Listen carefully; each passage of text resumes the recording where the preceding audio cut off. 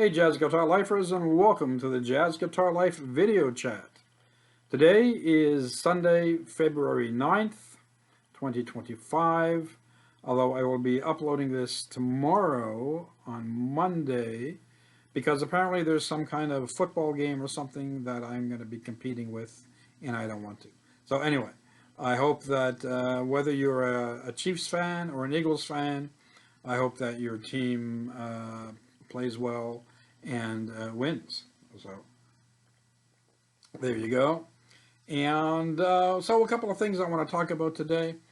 One of them, first of all, is that there was an album drop on Friday by the wonderful Pasquale Grasso. He came out with an album called Fervency, Fervency. It's a trio format, so looking forward to hearing that. I had a quick listen to a couple of songs before I had to leave. This sounds great. Of course, it's Pasquale, so what do you expect? And I'm going to be doing a review of that in the next week or so on Jazz Guitar Life. So definitely check that out. I will leave a link in the description below so that you can find the different streaming platforms that he's on. Spotify, YouTube, Apple, probably all of them. So definitely worth checking out. And if you also looking for another Grasso, let me refer you to Skip Grasso. This is a Baltimore jazz guitar player. Definitely a little different than Pasquale. Still a very good guitar player. More so in the sense that I think he's got a nice balance between being a composer and a jazz guitarist, and he plays very nicely, but he plays for the song, which is what you want in a way. I mean, he can play, he can burn and all that, but he's very melodic and he treats his lines according to what the song dictates, which is great. On it is Harvey S. on acoustic bass, Anthony Passetti on piano and organ, and Billy Drummond on drums. So definitely something to check out. And I'm also going to do a review of this album, so I will also talk about it later in the next few weeks when I review it. I have a lot of stuff that I'm backlogged with, so I've got to get to that if I can ever find the time. So anyway, so both Grassos, Pasquale and Skip.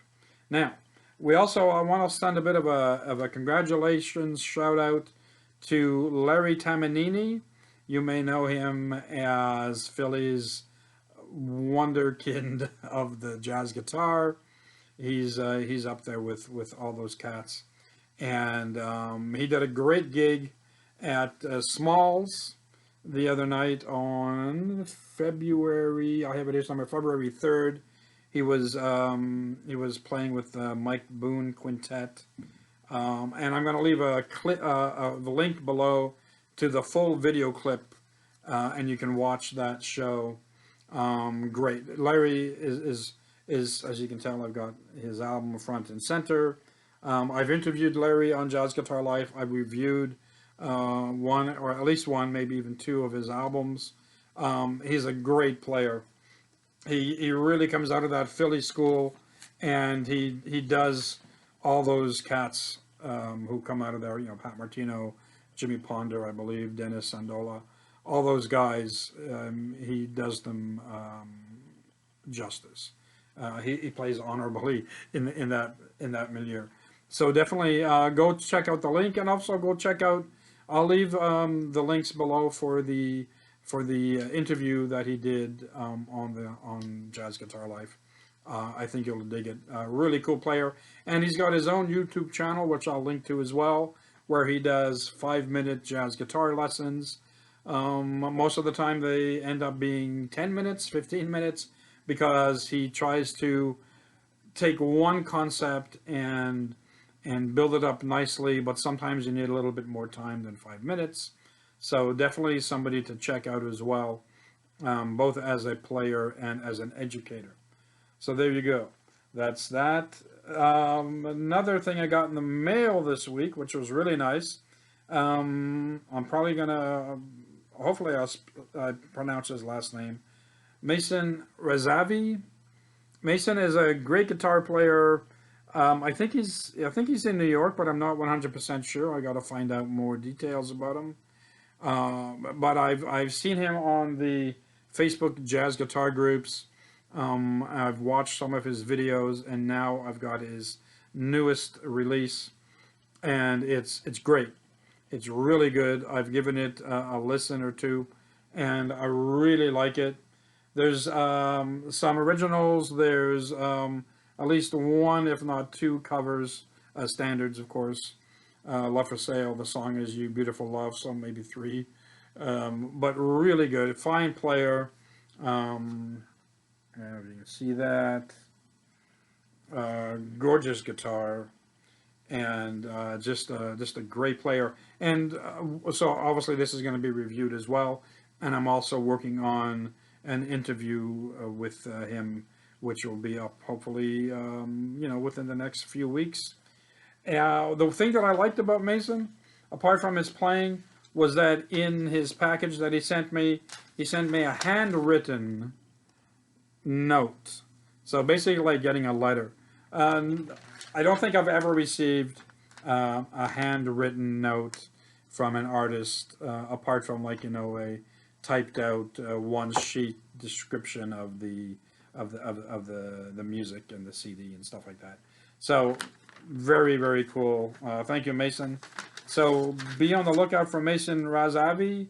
I will put a link down below to where you can find that album. I think it's on Bandcamp, but you can also just go to his website and purchase it, which is what I would tell people to do, because the money goes to him, and it's nice to apparently one CD sale equals like thousands of streams on Spotify, YouTube, all those places. So definitely worth purchasing an album.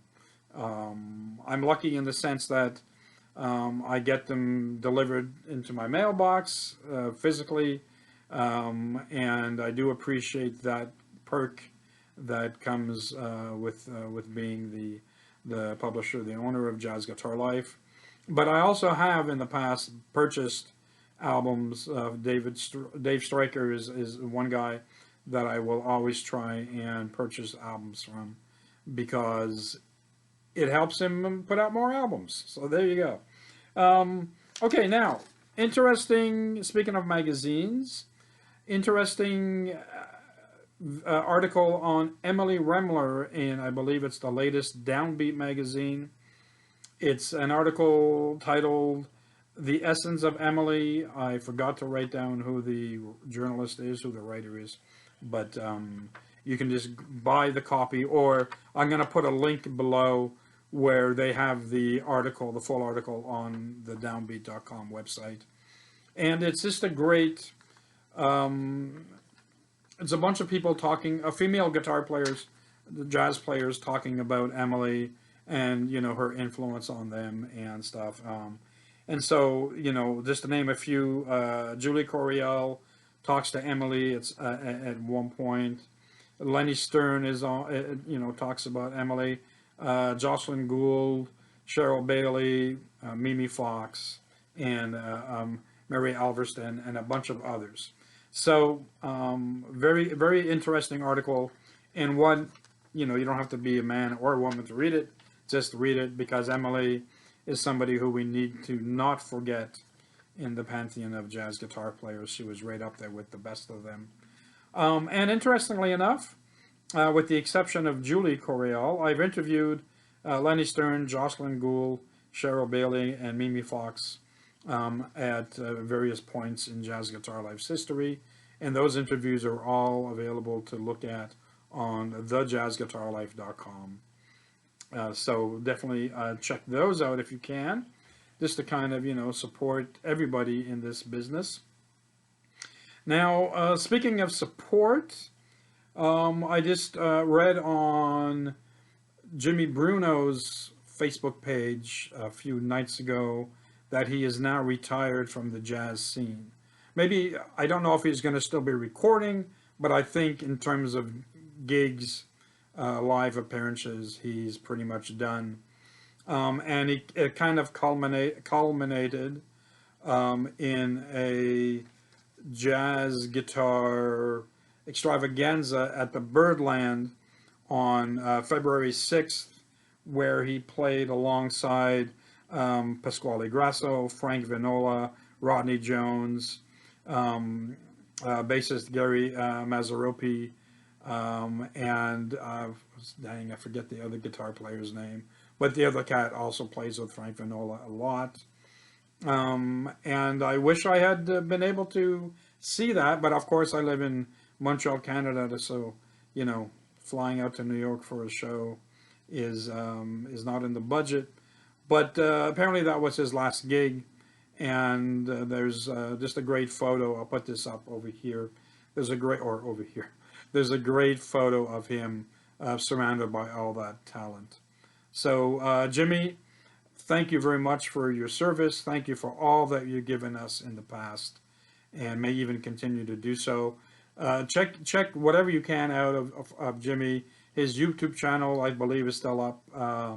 He's got some great lessons. His humor always comes out in those lessons. Very fun, and just a great player. And of course, I interviewed Jimmy early on in Jazz Guitar Life's history, as well as reviewed at least one of his albums.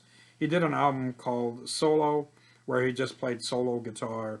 It was on the Melbay Records label back when they had it, and it's just phenomenal.